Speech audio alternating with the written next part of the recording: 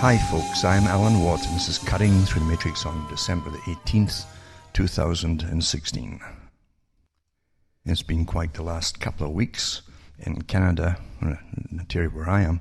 I'm classed as Northern Ontario up here, and for the last couple of weeks at least it's been way below freezing at night, every night, and often during the day too. In the last week or so it's been definitely below freezing during the day, and there's been big dumps of snow at the same time in between the freezing, and at the moment it's about 12 minus 12 Fahrenheit, or about 25 below on centigrade. So the temperature certainly is not showing any global warming, and I want my share of it if we're going to pay all these taxes for it. Mind you, it's all a racket and a con, and you find most of life today really is, isn't it? Most businesses, big businesses today, don't really produce anything.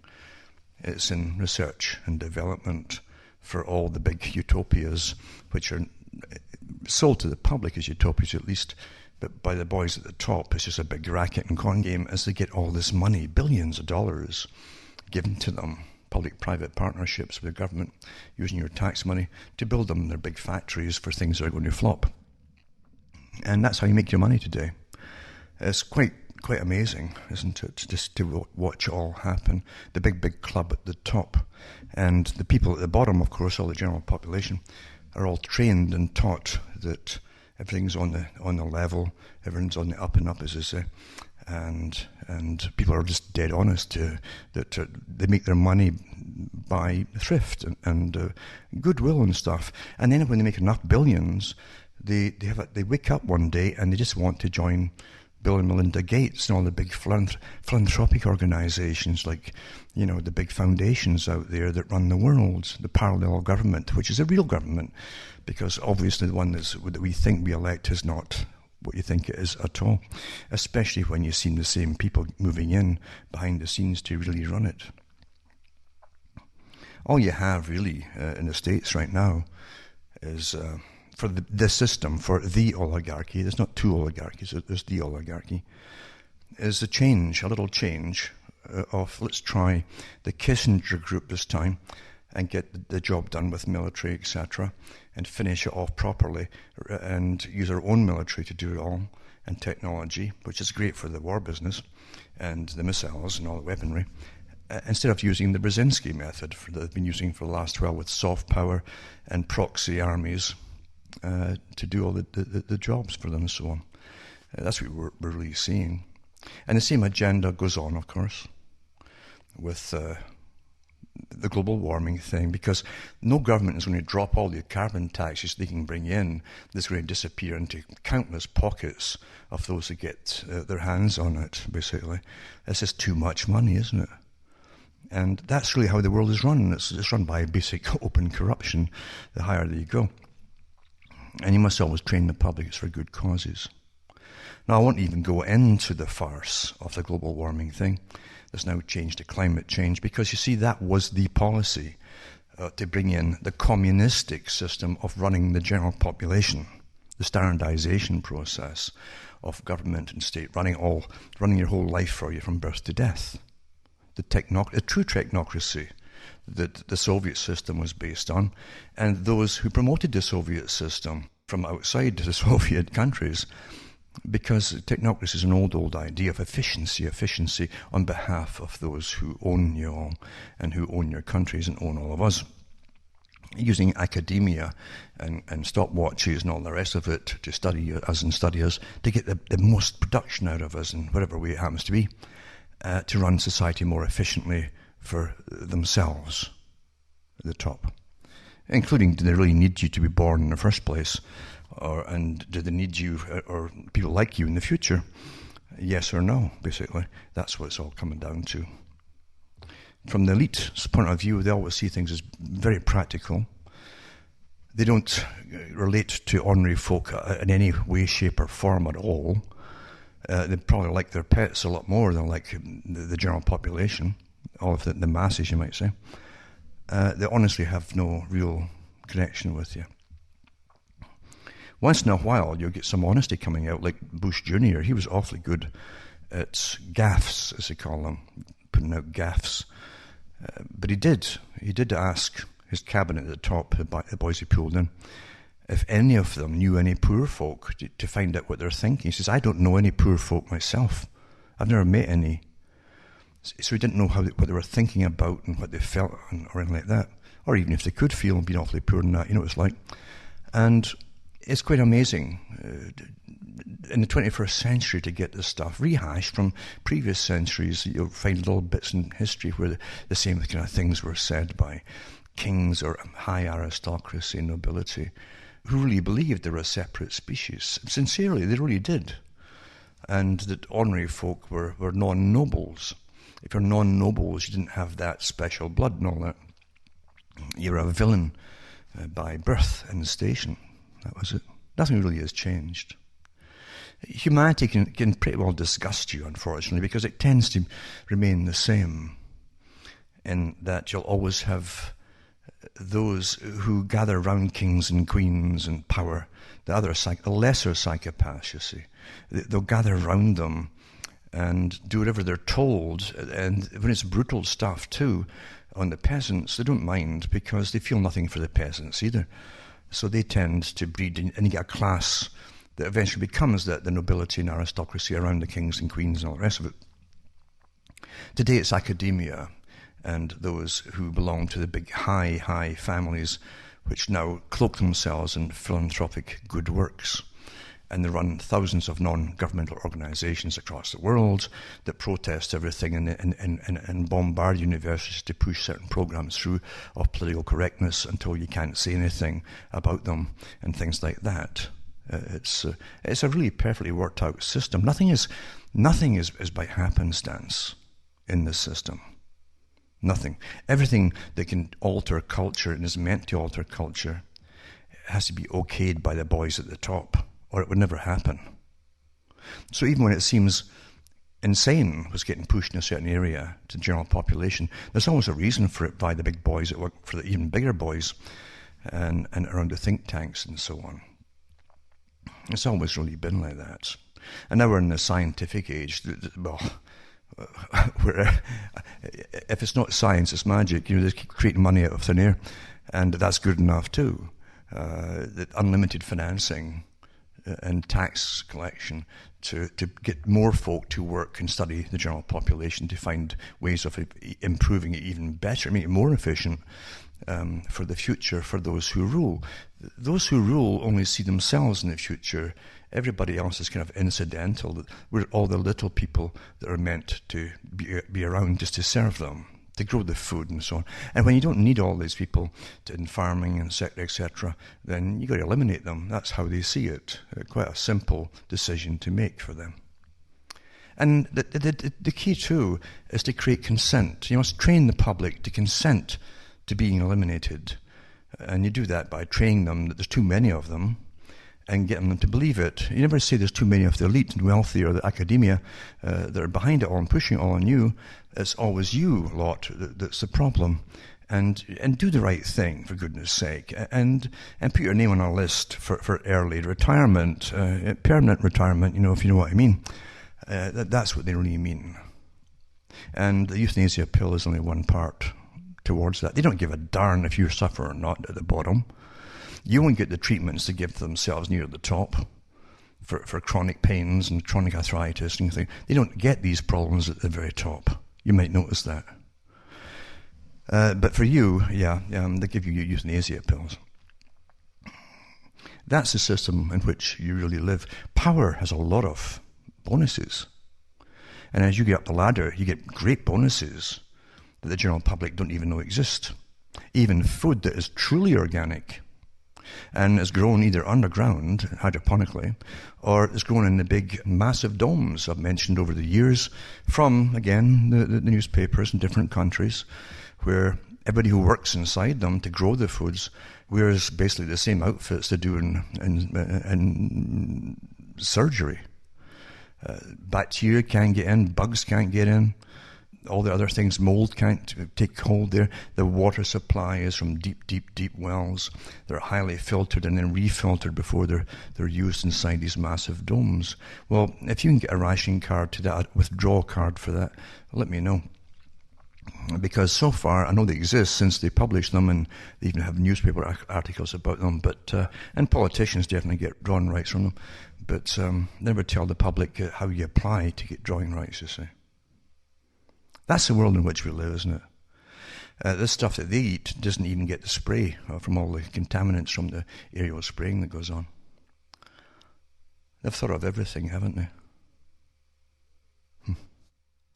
Now, getting back to the weather idea, that was what they hit on at the Club of Rome, which was given the task of finding a good reason to put it across in the public to depopulate and to get more control over them, to give up more rights.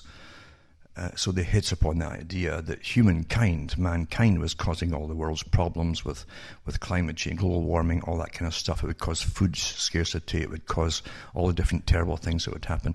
The same stuff, of course, all the same list of things that they'd pushed back in the 1920s and 30s when they first came out with the whole idea, there'd be too much peasants eventually in the future, eating all the resources up and using things up that really is rightfully ours. And that was what the elite were prattling about then. Now it's the same list, actually, only you're causing the shortages. That's what they're telling you, that you're going to cause the shortages. Nothing to do with the fact that most of your farming today has been put under the kaputs by government legislation over many years, deliberately. Even during World War II, for instance, or even before World War II, if you read the old documentation on it, or watch the old documentaries that were done shortly after World War II, Britain had to import almost all the food stuff into the country, even at the beginning of the war. They'd so decimated farming from World War I. They'd also decimated so many of the youngsters that were going to grow up and go into the farming industry. They went off to fight instead for ridiculous wars. What they did find out is that, they'd have to improve this world empire idea of free trade, ruled by the global oligarchs. They'd own all the big, massive farming across the world, and then they could then divert food into any area or country that they wanted to in the future. And that's all a big part of the free trade idea. You find in the 1800s, you had the Corn Laws, things like that, where Lord Rothschild had them repealed in Britain, so they could dump cheap foreign grain, that was free trade, across the British countryside, put the local farmers under, and then they and their families were forced to go into the newly opened up factory cities and towns for the Industrial Revolution. Everything has got a reason behind it, and rich men sit and plot the future out all the time. They really do. To them, it's a natural thing to do, and there's no laws against it. How do you get up there? How do you get power? How do you always eliminate competition and take over? And then once you eliminate competition, you make sure that all raw resources for a thing, whatever you're making, you own as well. That's what they call cornering the entire market. There's no competition. The same thing goes with food, and so you create about 5 agri-food businesses that really have the same shareholders owning all the shares. So it's really one big corporation. And you give it all the special deals across the planet under the guise of free trade. The taxpayer funds them into existence. They fund the opening up all through Latin America of big agriculture by these businesses. And then they import the stuff into the country.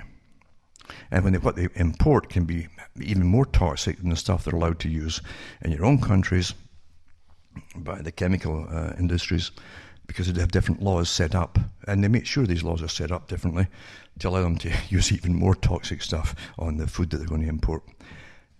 Nothing happens by chance. People are not stupid and just, we didn't realize this was going to kill so many folk off with cancers, etc. Of course they're not stupid. And of course, it's not just the pure greed factor.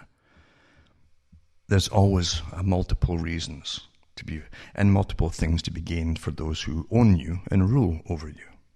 The future's planned. What we're living through today, and all of it today, was planned before we were born, that section of it. Many of the big planners wrote books about it, and all belonged to the Trilateral Commission, Council on Foreign Relations, and before that, all the other vague names they would give so the public wouldn't know who they were. The ones who ran the British Empire were the Lord Alfred Milner Group. And that became Royal Institute for International Affairs, and abroad it was called Council on Foreign Relations, and they draft up policies handed to governments to sign, like merging countries together as though they were big corporations, like big businesses. And that's really what they are. The world is very, very different than the way it's portrayed. It's quite interesting to look way back to Edward Bernays' day, the so-called father, and he wasn't the father of propaganda or marketing either, for that matter. He came from a long line of folk who dealt with studying human behavior, how to make them do things, how to behave in certain ways, and how to certainly buy products. And he talks about creating consent. Awfully important, how to make folk consent to whatever you demand that you put upon them. How do you get them to give things up, for instance?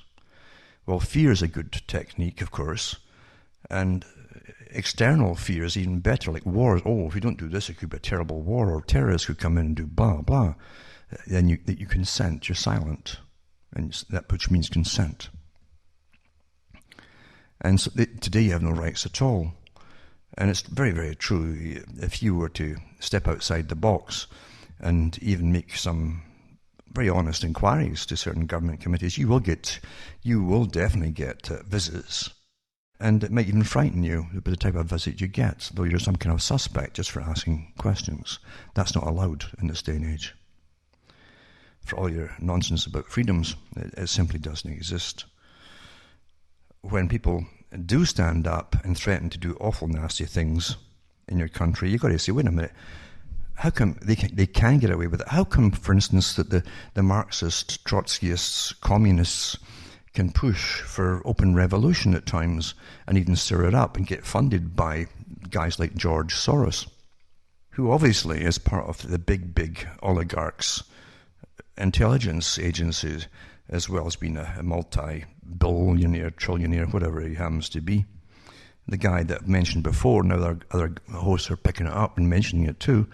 They've even kind of quietly and tongue-in-cheek named movies after, like Quantum of Solace, the James Bond one, where a philanthropist was taking over the world's water supply and even getting massive donations from rich folk to come in on it. And again, too, they would get a kickback on returns, just like any investment, under the guise of helping the poor, as it took over the water supply of all Latin America and places like that. And by the way, and it's also tongue-in-cheek, but this is how they played the game. It's also Quantum. Quantum is the business group that's owned by Soros. And his helicopters and everything else and his jets are called Quantum. And so you have Quantum of Soros. Quantum of Soros. The big philanthropy, they call it too. And that's no coincidence. Quantum of Solace, Quantum of Soros. No coincidence at all. That's how the thing works, you see. But that's also what Weishaupt said too, that they could create parallel governments that would gradually become parallel and then dominate. They'd be the real governments under the guise of philanthropy. Who can ban philanthropy, you see? Who's going to ban folk? We're just here to help people. It's like setting fire to the Virgin Mary for Catholics, or for smashing and dumping at sea Mum's apple pie for Americans. They're philanthropists. They want to help you. And you know darn well, when you look at all the thousands of non-governmental Marxist, Trotskyist organizations they run, and think tanks, with all the top guys of academia in them, this is the government. And it certainly does have a high inner party, as Carl Quigley talked about, with the Lord Alfred Milner Group that became the Royal Institute for International Affairs. And it still has. We don't know who they are. but you certainly get access to all the lower party. Jimmy Carter, for instance, was the first president of the US where all his top members all around him in all different departments were all trilateral members and Council on Foreign Relations members, all of them. And Kissinger too was in there with them. And here it's all back again. Now the last lot, the left wing, have the same amount of folk in them too that are members of CFR and trilateral too. And you don't remember, these are private organizations I'm talking about. You don't get to vote for them. They run your countries though. These are the guys who came up with the idea of global government, and they call it governance as well on the way. And they also basically write up for governments to sign. They draft up all the different amalgamation treaties like the European Union that was supposed to be a free trade thing only. Ends up with a whole parliament running it all. That's deception, and that's how things really are. Mind you, as I've said so many times, we are the most entertained people in history. We can be diverted, especially with the internet now too. And the whole meme business, this big governmental business and think tank business, of shoving memes out there to distract whole sections of society away from what's really happening at very critical moments. It's awfully, awfully effective, isn't it? It works all the time. Don't look at this, look at that. And memes have got to be fascinating. And they're awfully good at giving you fascinating memes. But we are incredibly well diverted from so many, many, many things. So that we don't ever take offense even at losing rights and freedoms or even quality of living as your paycheck decreases if you still got one, and the value of what you buy per year according to your currency, what you can actually get back per dollar or pound or whatever it happens to be, keeps dropping and dropping. It's planned that way. Remember reading an article, and it was a Council on Foreign Relations article, from Margaret Thatcher, the old Prime Minister of Britain, who told a lot of truth as well as a lot of nonsense, but she did say that when she came in to power, her cabinet had a lot of obstacles in the way. They'd had years and years and years of pretty well communist Council on Foreign Relations rule, meant on amalgamating the world. It was all arranged during World War II. And the deindustrialization of Britain was all signed into agreements, and the only people who didn't know or agree about it were the general public, to deindustrialize the countries. And Britain was taking the lead in that too, including the massive depression, suicides, and everything else it caused, and alcoholism, and you name it. It's all kept quiet from the public at the time. But Maggie Thatcher did say that when she came into power, taking over from the Labour Party, years and years of Labour Party, that there was a wages and price fix on. Companies couldn't either give an employee more money outside a certain percentage, or even want more money for their products. And so it was all managed by government. And that's never really stopped, if you understand it. You can have it either ordered by government or tongue-in-cheek by big organisations near the top, how to keep the people at a certain standard of living. Of course you can. And they do. They do. Sure they do. And even if they were to double your wages, they would just double your taxes, or else they would devalue the currency, and until you're still really buying the same amount of things that you're on your new wage as you were 10 years ago on your old wage. It's the same kind of, everything's worked out so easily. Actually, it's very easy too. It's not a complex thing to do. And that's how we're really managed. Meanwhile, the big corporations and guys who have holding companies across the world and start-up companies literally put nothing into it. It's all done by your money, your tax money, and massive grants given to them for research and development to start up the projects and factories built for them and so on. It's interesting, for instance, that Trump has just put in another foreigner, basically, Elon, which is really Leon Musk, who's already got some money coming in from Canada for these electronic cars. It's all tax money, and pretty well, as far as I know. And that's your public-private partnership deals. And now Trump's appointed him into the States as well. in some capacity. So, these things don't just happen on the spur of the moment. These guys know each other. They also have organizations that recommend each other to them. And nothing is just taken on spuriously or by chance on spur of the moment decisions. Now, when it comes to politics, though, it's so easy to manipulate the masses. And it's quite easy, too, when you already have people who are hated, touted as the future leaders, people who are utterly known to be utterly corrupt and rather nasty, and put out a person in the Bernays fashion who understands your pain, like Bill Clinton said, who feels your pain, says the right things, because saying the right things when you run for elections is a normal thing. Doing anything once you're in is completely different. There's no law against not doing it. That's what the communists used to say too. You get into politics by joining the established parties in the West. They could not do it by revolution, so join the established parties, and then you do it from within.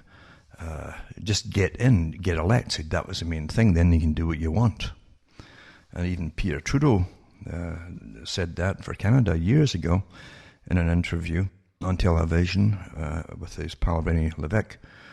Lévesque said the same thing on the same interview. That's how you get in. You got to tell people what they want to hear, and what's new. What is new about that? Tell them what they want to hear, and then they go. Every country does it. So in the Trump group, you had him prattling on about, well, I feel the pain, because you just go to the policymakers and those who feel the pulse of the public, and they say, well, they don't want to pay carbon taxes. Okay, we'll hit that for, and this, that, and the other. We'll hit this and hit that, and we'll hit all this push for electronic cars and things like that. And then once you get elected, you bring in a cabinet that's all for it, all these things. And it's quite amusing, isn't it, really? Isn't it amusing? You got it. But I tell you, the longer you live, the more boring life gets, because it's all repetition. And you can literally jump from one country to the next and see the same nonsense going on in every country. These are standard techniques. There is a global oligarchy. And I think it was one of the Huxleys actually called them a dominant minority. Aldous Huxley, a dominant minority. And he could also call them the oligarchy on occasion. But the dominant minority at the top basically own everything. They're the real power brokers. And they have lots of helpers around about them, which is really today in the scientific era, it's academia who must get on board, because they train the management level people in society. Students go and become management level. They train them how to manage the herd, the great herd, in such a way that the herd will never figure things out and just go along with everything. The herd tend to mumble a lot, and that's awfully good for a domestic population. But for the elite themselves, they've never ever taken their eyes off global agenda. Nothing is going to phase it. And all their big agendas with carbon taxes and electric cars for the Musks of the world and people like that. It's not going to change. And going into the big cities to get rid of folk in the countryside, that's not going to change either. Nothing ever really does, is it? And there's one article here, for instance, and it says Trump names Exxon Mobil chief Rex Tillerson Secretary of State. And it goes into the accomplishments of Tillerson and all that. It says he's an embodiment of the American dream, another fiction, through hard work, dedication, and smart deal-making. Yeah, that's all it took. Rex rose through the ranks to become CEO of ExxonMobil, one of the world's largest, most respected companies. And it gives you what they declare that they make every year. $350 billion company. How many folk they hire and who runs it. Anyway, says he came from the nowhere with former Governor Mitt Romney. Now, Mitt Romney, I don't know if people know that Mitt Romney's family were heavily involved with alternate broadcasting on shortwave radio for years, still do, coast-to-coast ideas, like all the different chains of radio stations. And he also was into neocon thing too, involved in various forms of government as well. You might say that the family information, remember, is awfully important to those who run the world. So anyway, Mitt Romney's in there. Former Ford CEO Alan Mulally, former CIA Director David Petraeus, and the Senate Foreign Relations Committee Chairman Bob Corker, former UN Ambassador John Bolton, and California Congressman Dana Rohrabacher, all ahead of him on Trump's shortlist. In November, the Secretary of State Condoleezza Rice under George Bush visited the Trump Tower and urged the president-elect to consider seriously the ExxonMobil CEO, Robert Gates. Former Secretary of Defense under George Bush seconded Rice's motion, and so on. So, it says Trump's selection surprised David Murdoch, a former Director of International Economic Affairs and President Obama's National Security Council. And Tillerson's nomination ironically continues something that really started in the Clinton State Department, economic statecraft. The fact is that the US CEOs have been some of our best diplomats overseas. Tillerson, if confirmed by the Senate, which could be problematic thanks to his close ties to Russia dating back to the 1990s under Boris Yeltsin, would face a myriad of issues. And then I tell you some of the myriad of issues. Well, the Iran nuclear deal. Well, we know that Trump promised one of the big meetings he had, and so did Hillary. They both went in front of a group to what to do with the remaining countries in the Middle East. And Trump did promise to take out or finish off Iran, basically.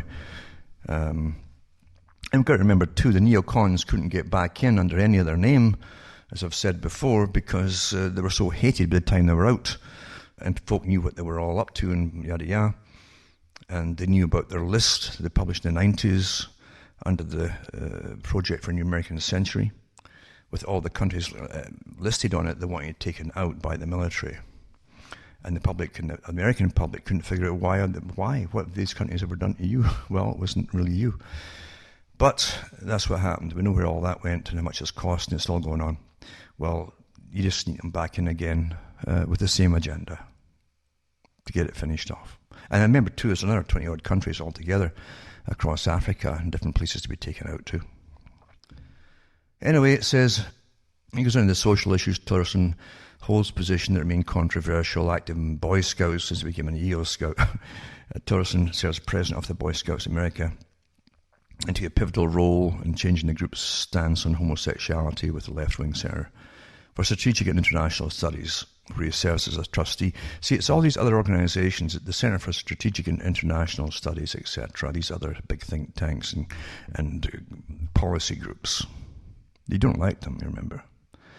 Although not a member of the International Council on Foreign Relations, well, you can't, when you get elected, you must always put it to the side and discount yourself until you're out of politics. So this is a common thing, folks. He expresses support for that group's agenda. Of course he does. Well, how would he know what that group's agenda is unless he's either been one or he is one, or he's a sleeper. He's been told just to go to sleep for a while when he's in politics and pretend he doesn't know them. He certainly knows their agenda. Do you know their agenda? Do you vote for them? Of course you don't vote for them. They're a private group. Speaking at a CFR event in March 2007, so he gets to speak at the event, certainly, he stated, like the Council's leaders, I believe we must choose a course of greater international engagements. And what they really mean by that is total integration of the world, folks. I've gone through the history of it before, from their own articles and books and so on, over many, many years.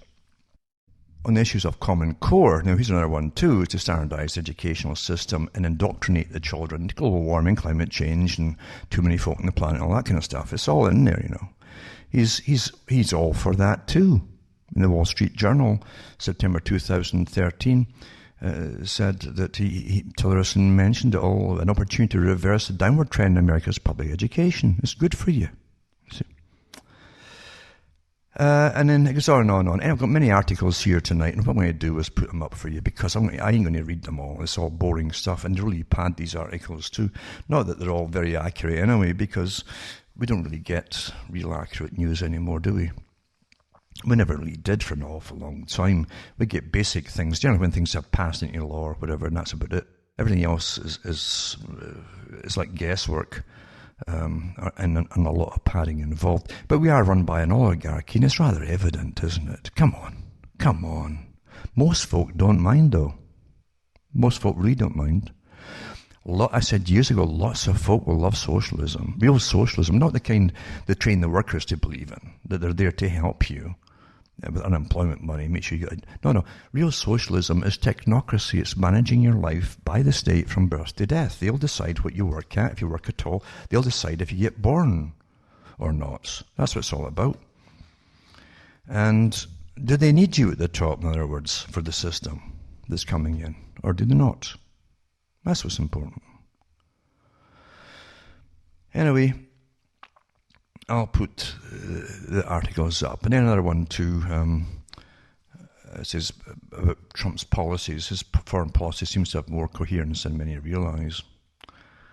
And there's so much padding in these articles, it's almost like soap. It's kind of, mushy with the padding.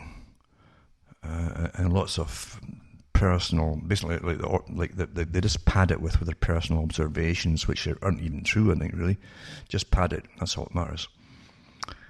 And then they go on about Trump's and Kissinger, basically, this article here, and how they might make a big change now to all the things that have been happening and kind of held back and really get things done fast. Now they've got Kissinger back in. It's quite something, isn't it? It's quite something, really. And then this one here, a new era of real politics begins under Trump. And again, they talk about Henry Kissinger and foreign policy. And believe you me, most of it's nonsense right now and padding, because he hasn't quite... You might get all the glimpses of what's coming and the smells of it, you call it, but he hasn't actually really started. He isn't in power yet. Once he's in power, then you'll see things start to move, and you'll find it's the same agenda, maybe getting done a bit faster. And it'll depend if this bunch pad their pockets as fast as the Clinton bunch would have padded their pockets and their own private interests or special foundations and things like that. That's how corrupt things really are at the top. But they're allowed to be. They're allowed to be. Their masters are way above them that bring in the trillions without working every week. Their masters don't mind them filling their own pockets. And have you ever seen the money that they leave when they leave politics? Have you seen the wages of politicians and so on? But have you seen what they leave with? Now, this isn't a standing joke. It's a fact that they publish these things. And no one question, well, how did they manage to get all that if they're only earning X amount of money every week or month? Well, how do you think?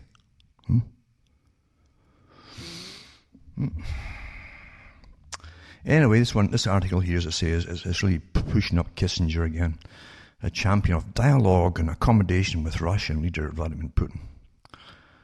So on and so on and so on and so on and so on. And they mention other countries too, the Balkans, Cambodia, Mozambique, Central America were just some of the targets of those post-Cold War nation-building efforts.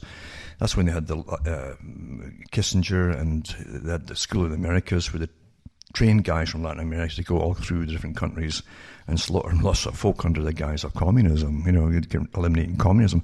They were torturing nuns and everything. It was just astonishing. But again, they're back, because the old movie says they're back, and it doesn't matter, because their bunch would have to have done it too, and they're more of a quieter way to do it, maybe, who knows. Because, as I say, they all serve the same oligarchs who literally get rid of them awfully fast if they don't get things done. And it's rather awful, these articles, as I say. We don't really get such great information at all. Centre for International Governance Innovation at CG, I've mentioned this before. It's an independent, non-partisan think tank. It's non-partisan. It's just like a hobby group, right? Like the Council on Foreign. Just hobbies. Non-partisan think tank on global governance. Don't you have them in your own street, guys, that say, well, let's get a wee think tank going here to pass the time. We could play cards or maybe even play chess if you got the brains for it. Or we could start a little think tank on global governance, just to pass the time. Anyway, CG supports research, forms networks, there you go again, advocates policy debate, and generates ideas for multilateral governance improvements. CG's interdisciplinary work includes collaboration with policy, business, and academic communities around the world. Just a wee private thing. It's just one of these private things. And now let's look at this little private club. And it says here, so it was formed in 2001 by Jim Balsillie, CEO of Research in Motion, BlackBerry. Balsillie made an initial donation, for this little club, $20 million, to establish the New Economy Institute, renamed CG in 2002, with Mike Lazaridis, his then co-CEO at RIM, contributing an additional $10 million. See, you start your wee club and the money just rolls in. The combined $30 million in funds was matched by the Canadian government in 2003. What's the point of having governments when you know darn well they're taking orders from these big private so-called think tanks? So it's just part of the old Council on Foreign Relations idea, which belongs to the Royal Institute for International Affairs in London. It goes through some of its history. I'll put this up tonight for anybody who cares. Most folk don't care about anything. In fact, the folk really are so well trained today, they prefer to have a good laugh in some awful sick comedy, which is like gutter humour, which is all we get today. And I think it's all they can make today because there's no talent anymore. Or a good movie to divert their attention, because we're the most entertained people that's ever existed on the planet. That's why we're so easily managed. Isn't that true? Through anything, in fact, managed through anything. You'll see how these things connect with the other think tanks of the same, run by the same big octopus and so on. And then I'll put up one too, to do with indoctrination. It's always the same mantras. It's all your fault. There's too many of you in the world. We've got to manage you, blah, blah. And there's a cinema series they're bringing it called The Age of Consequences by CG, this private group, that gets paid by the government, by your tax money and everything else to brainwash you. It takes a new twist in climate change. There again, investigating the impacts of climate change, resource scarcity, migration and conflicts through the lens of US national security and global stability. The same all crisis things, resource scarcity, migration, conflicts, that would happen, you see, long before they hit on the idea with their Club of Rome idea to use global warming and the likes, and use the same things for that. Oh, you have resource scarcity, you have famines and earthquake. Oh, it's the same thing, all the same problems. Only they're using the climate change agenda to basically manage it all. But it's the whole idea, never mind climate change, just throw climate change out the window. You get books from the 20s and before, in fact, where they talked about there'll be too many people, of them in the future, and there'll be resource scarcity, and they might want to migrate to better countries and cause overpopulation there, and have conflict for folk who don't have enough resources. That was before they came up with the idea of using the weather as the excuse for it all. But they've just tacked it all onto the weather problem. That's the whole point of the weather nonsense. Through unflinching and eye-opening analysis, distinguished admirals, generals and Pentagon insiders, you can trust them, take us beyond the headlines of the European refugee crisis, the conflict in Syria, the social unrest of the Arab Spring, the rise of radicalized groups like ISIS, which was funded and created from the US. But anyway, they'll lay bare how climate change interacts with societal tensions, sparking conflict. Well, there'll be more conflicts and more tensions when they ban you from heating yourself because you got the wrong kind of fuel. And that's coming very shortly. They're already implementing all here in different parts of Canada. So you can legally starve to death if you have no kind of food, something here in Canada. You can legally freeze to death by obeying the law, just like you do in England, where thousands die in their homes every year now, and it's quite normal. As they train more and more folk to go to say, well, what can we do? All we got is wood here, or coal. Can't burn coal now. I guess we just have to freeze to death, Martha. Okay, yeah. Mm-hmm. Sad, eh? But that's what's happening, isn't it?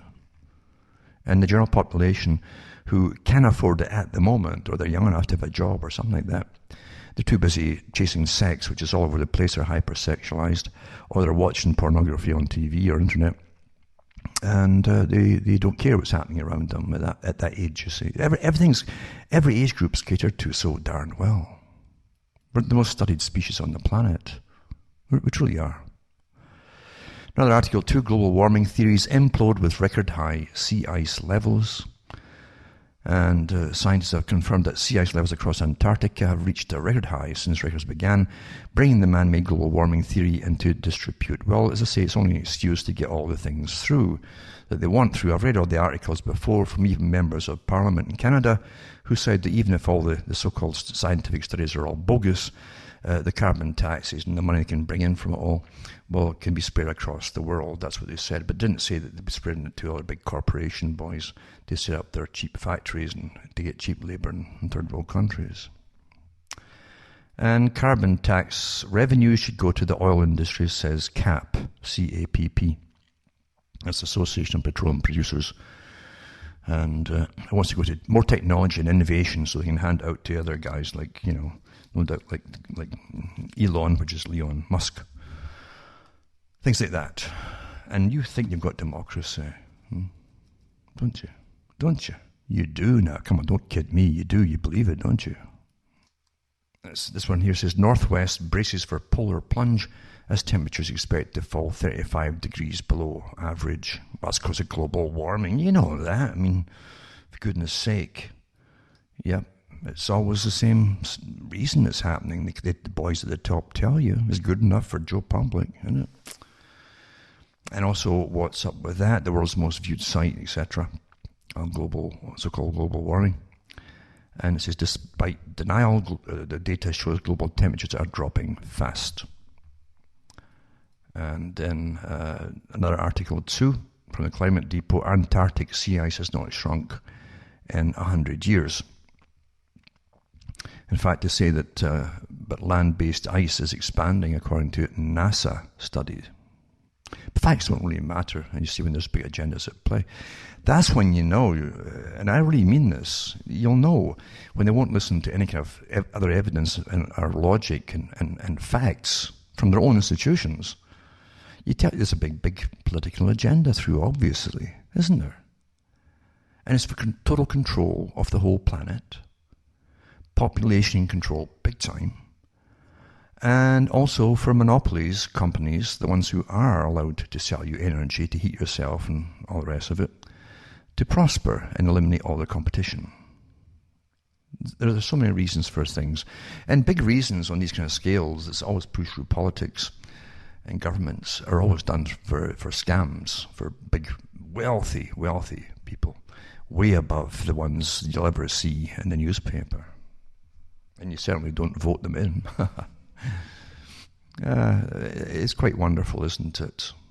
Remember, too, as I've said before, there are many names, many names before they had technocracy as well, for managing the planet efficiently. Everything had to be run efficiently. In the time and motions, people were going to factories and run things efficiently.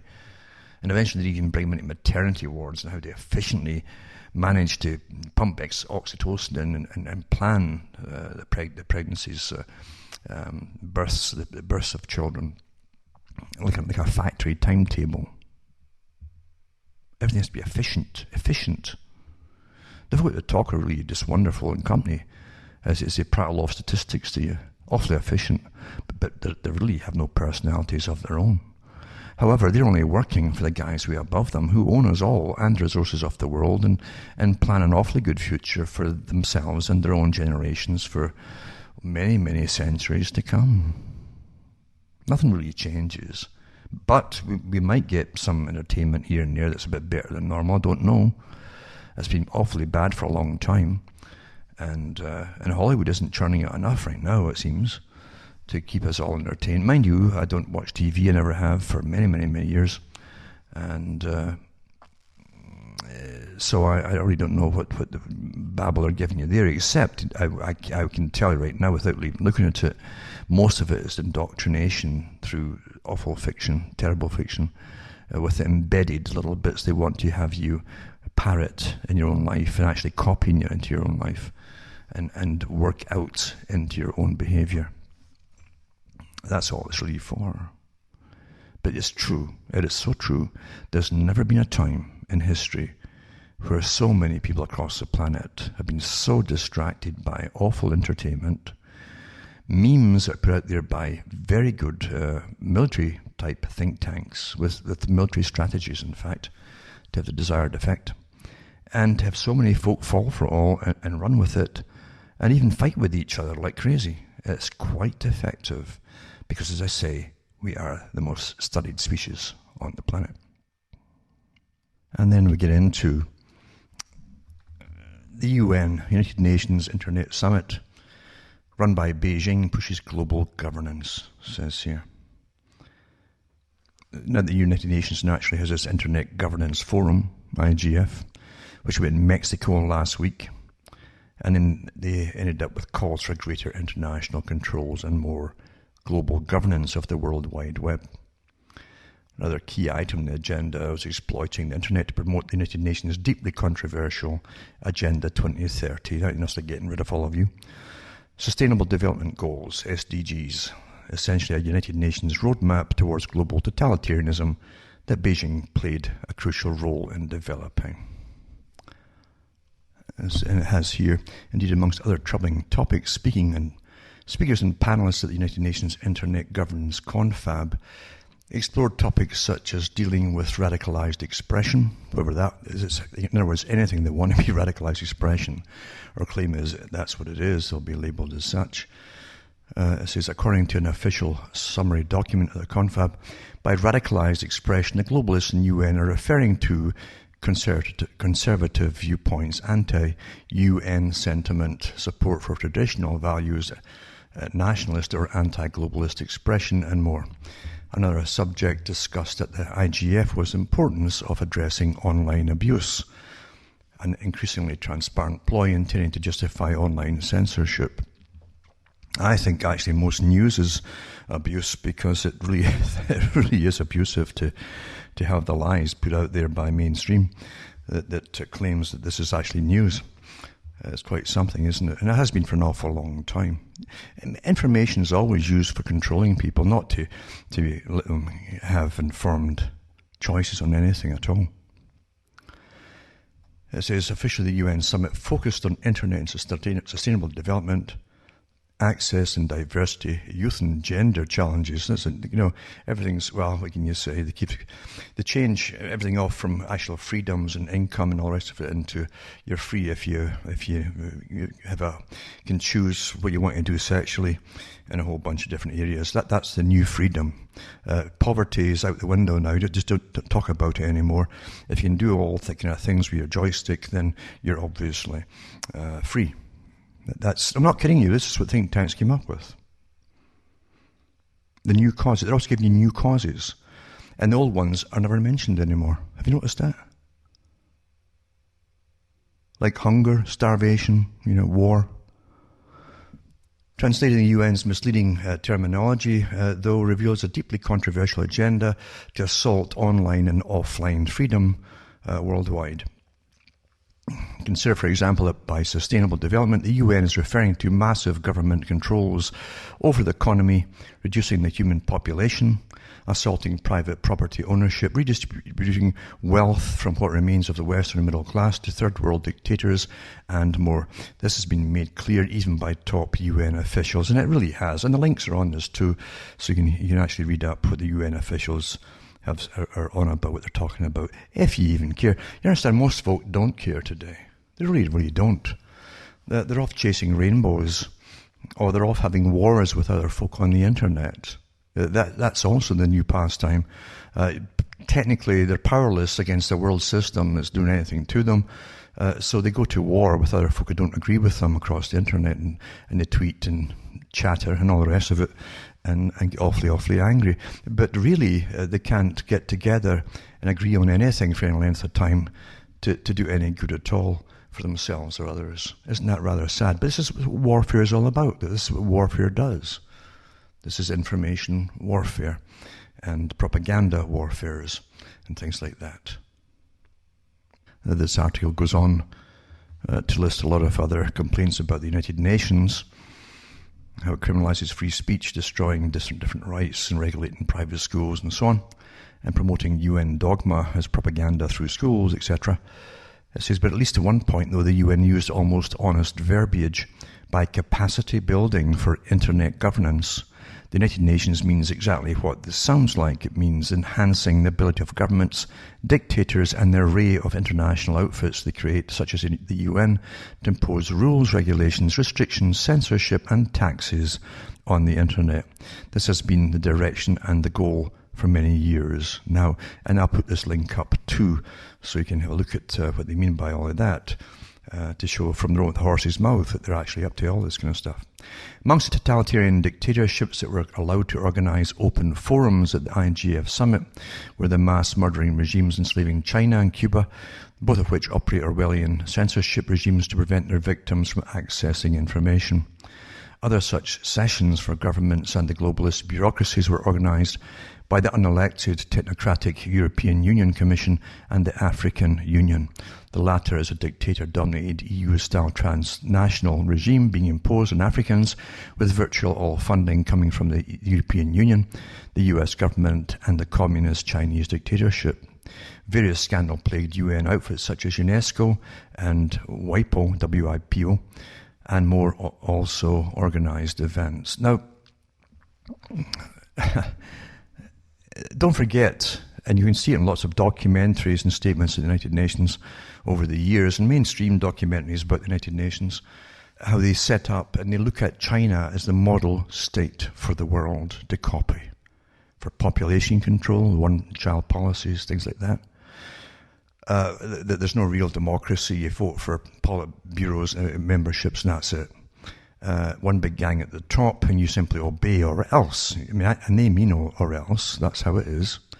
The Chinese might see that as very efficient. I know the West sees that as awfully efficient. If only their people were the same.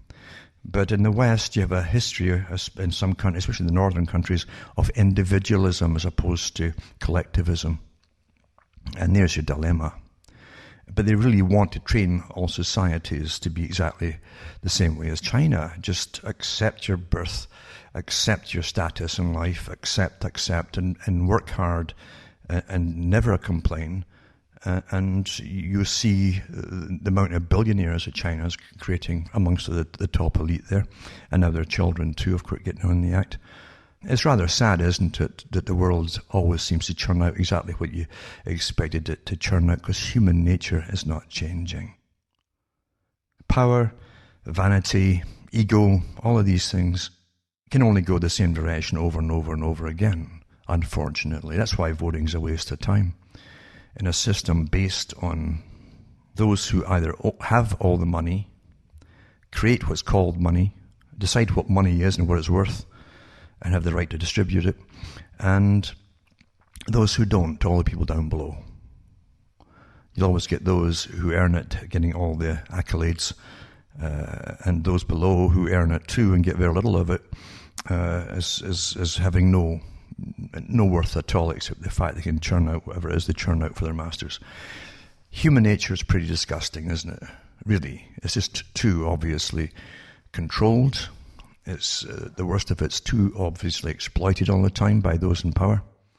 And we're always fooled and conned by their think tanks and those in academia and all the different behaviorists and scientists. They'll work to keep us dumb and pretty stupid, preoccupied and fighting with each other. Well, it's going to hit about 30, below 30 centigrade tonight, minus 22, whatever it is, and Fahrenheit at the moment, or it was a little while ago. So it's going to be pretty chilly tonight here and where I'm in Canada because of global warming, you understand. But again, the carbon taxes, money always apparently cures things, and it certainly will cure your ability to heat yourself in the future as they tax it all from you, so you can't use any kind of fuel to heat yourself. Depends to who you are. Eh? I can't see parliament buildings, for instance, ever being freezing for their politicians to go into, or their cafeterias. But the rest of the population must just put their hands in their pockets, wear more clothes, and keep themselves warm. You know, they always say they're loving people, the politicians, so the love will keep them warm, I suppose. For the rest of us, I guess we just have to chitter and stand around like penguins and learn to use little energy as we try to heat ourselves with shivering, because that's what shivering's for. So from myself, Alan Watt from Ontario, Canada, a very, very cold one, it's good night to me, your God, or your gods go with you.